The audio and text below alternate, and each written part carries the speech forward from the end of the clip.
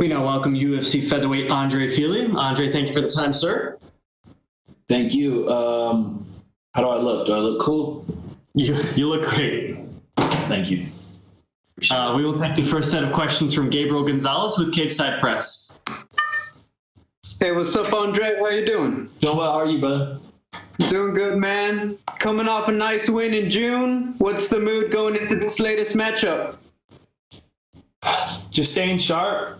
And I feel like I've been on a good little run. Had a couple decisions not go my way, but overall I'm happy with where I've been going in my career, and I've just kind of doubled down on the stuff I was doing before and started introducing some new stuff. Got to work with my buddy Garry Tonon a little bit. It was one of the best, probably the best grappler in the world, the best MMA grappler in the world, I would say for sure, and incredible grappler. So I got to work with him a little bit and just kept improving on the things that I think make me the best, and rocking and rolling, dude. I'm like excited for this fight. I'm antsy almost. Like I just can't wait to fight. So I could see that. I wanted to ask you, after your last fight, you talked a bit about how you felt like, as you've grown just, over the years, you felt your body changing, you're growing into your frame a little bit more and things like that.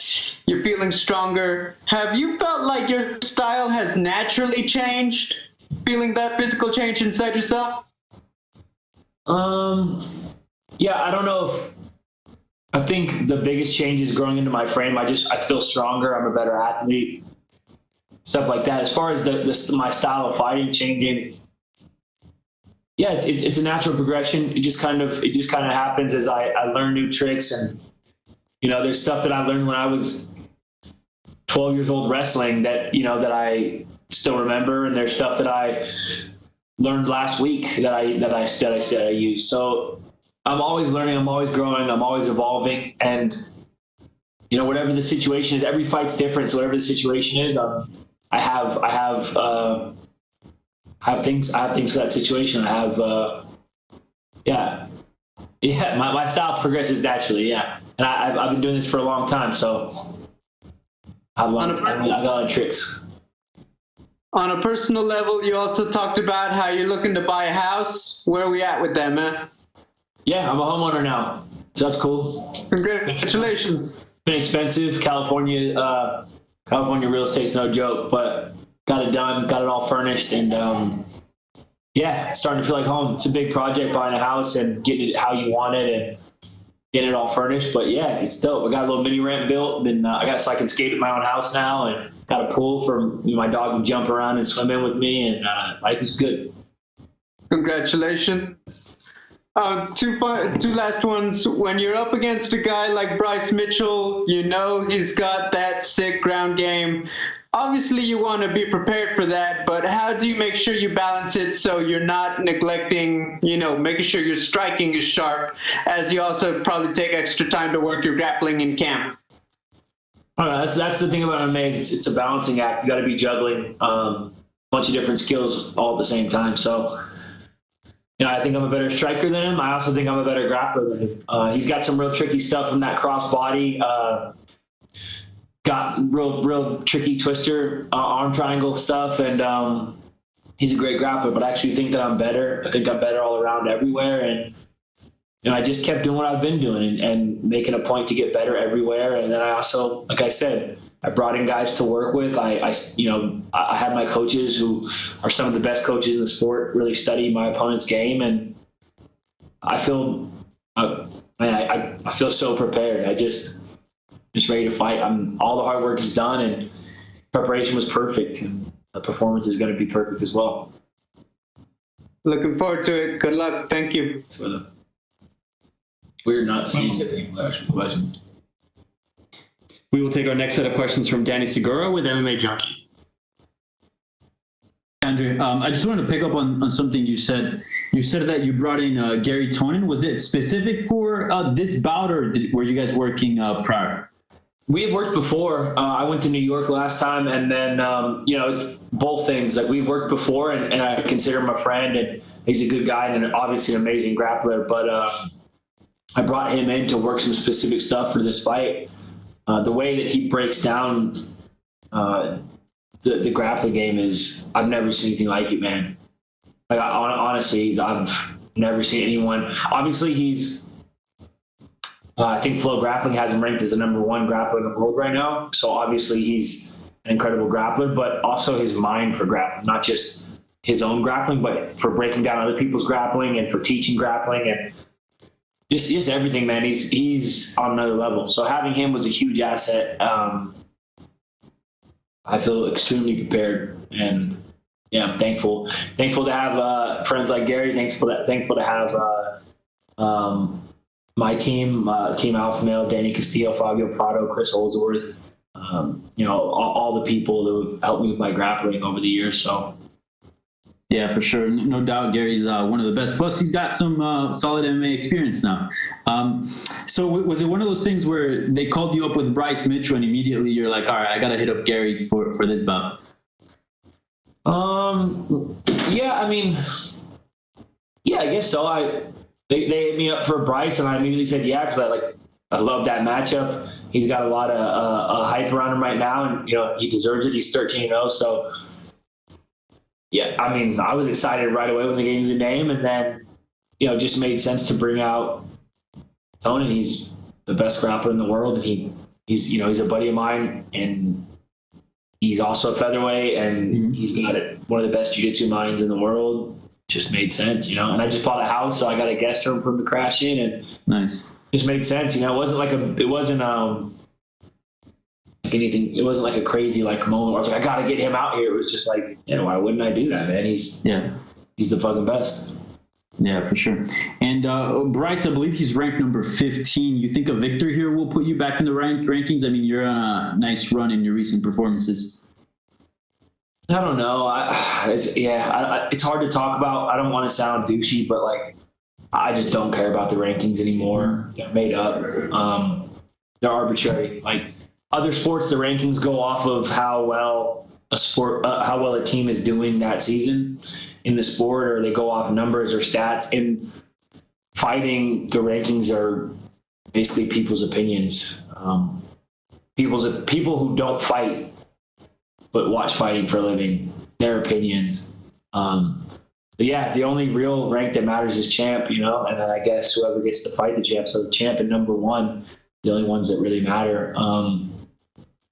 Everything else is just kind of made up. And, I think I was ranked 15 briefly, but I've fought the best guys in the world. I beat the number 11 guy in the world on 2 weeks' notice. I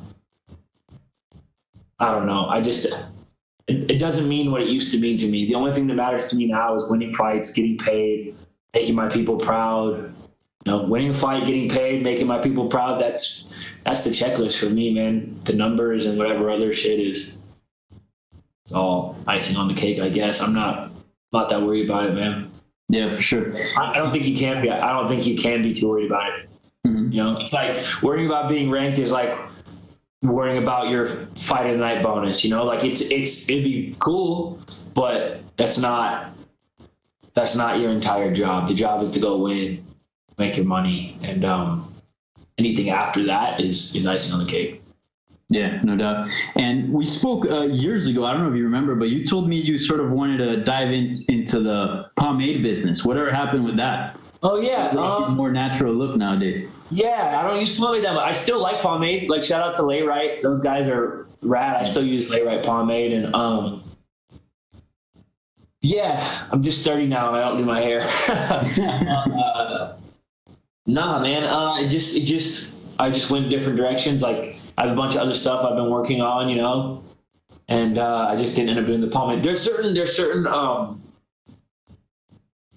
industries that are hard to get into. It's hard to do a pomade if you're not a barber, because it's why would a barber use your pomade if you've never cut hair, even though my friends own barbershops and I like the culture and stuff. It's the same thing with tattoo stuff. If you're not an artist, then why would an artist, it's not different than someone showing up who's never fought or who's never really been involved in the sport and trying to sell fighters stuff. It's you can't really, it's hard to get into an industry that you're going to actually be part of. So I didn't end up doing pomade, but like I said, some of my best friends own barbershops and are barbers, and I love the culture of barbershops. And it's not off the table, but it's not what I'm focused on right now. Right now, I'm just focused on my win Saturday night.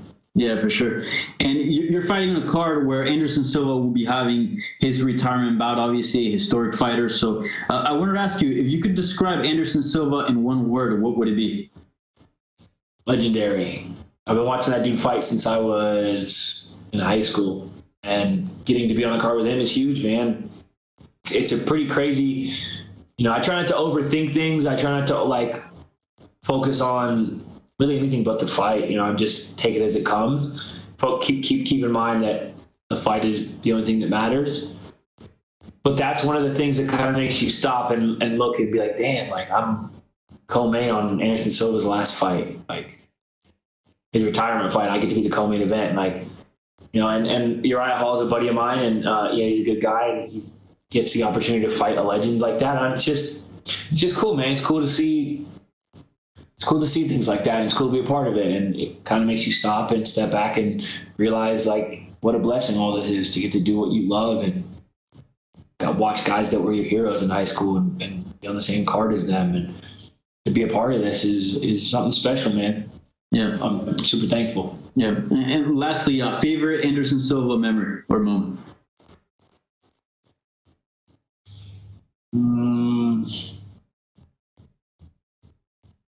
Maybe the snap kick. Against Vitor. Maybe there's a bunch of things. Maybe that first fight with Chris Lieben, because I had never seen. I had watched him fight before. I had watched him fight in Pride. I watched I think Garry Tonon scissor heel hook him. I knew he was good, but I'd seen him be submitted before. I had seen him do it well in Pride, but then he hit the UFC and just.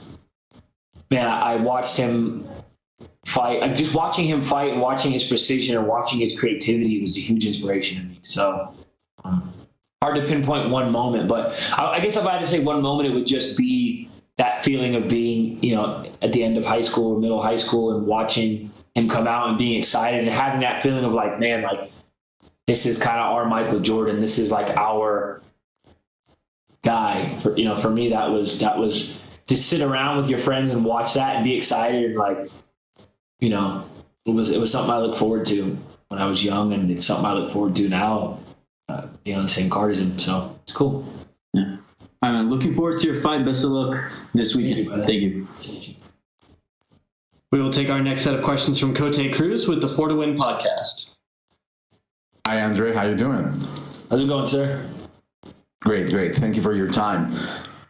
In your last 2 fights, they were very competitive and ended in a decision, which it kind of always involves a little bit of controversy, right?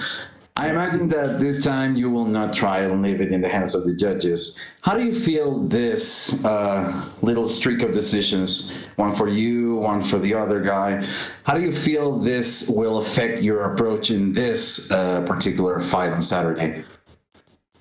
Doesn't affect my approach. My approach isn't really dictated by the judges. Obviously, I want the finish. No one wants to go to decision. No one wants a split decision. Whether it's nobody wants that.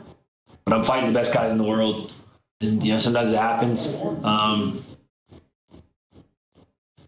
The way I fight is dictated by my opponents. And what I think it takes to get the win and to beat my opponent. And I don't really factor in the judges. I try not to factor in anything else but my opponent and myself and getting my hand raised, man. You can't think about that stuff. For me, I don't like to think about that type of stuff. I'm not going to let anything pull me out of my game. I think that the judges got it wrong against Jourdain. I think they got it wrong against Sadiq. That's old. I don't care. It's not going to affect this fight. And when I say the judges got it wrong against Jourdain, I mean it was unanimous. I don't think there should have been a split. Let me clarify that. I think I think that a split is fair against Sadiq. I think I won. The decision against Jourdain, I think, was obviously a unanimous decision. I think I controlled almost every moment of that fight. And I don't know, man. I try not to put too much stock in it. The decisions have bothered me before, and I've just kind of tried to move past it now because you got to control the controllables. You can't control shit that's out of it's not yours to control, and you'll drive yourself crazy trying to. So it's not for me. Yeah, I completely understand. Well, you entered the UFC at a very young age, like 7 years ago, and you faced a lot of great fighters. You faced the Michael Johnsons, the Dennis Bermudez, you fought Holloway and Biggs, etc. How do you think this experience will help you? How this collides into the last fight?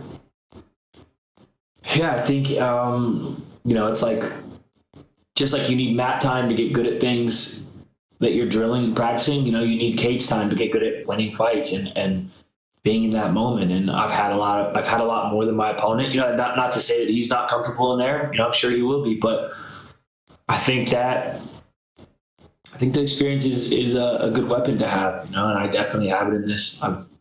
I've had my highest highs and I've had my lowest lows, and I've gone right back to having the highest highs again. And it's all been in that cage for everybody to see. And, Saturday won't be any different. I'm just going to get my hand raised, and, you guys will see me win again. It'll be more decisive. It won't be a decision. It won't be this. It won't be that. There won't be any controversy. But like I said, I'm just focusing on me and not my past opponents, not my opponents' past opponents, not my decisions, not his finishes, not my finishes, not anything else but me, myself, and I, just winning a fight, So that's been a huge change for me, is just this singular focus of I don't really care about anything else but myself.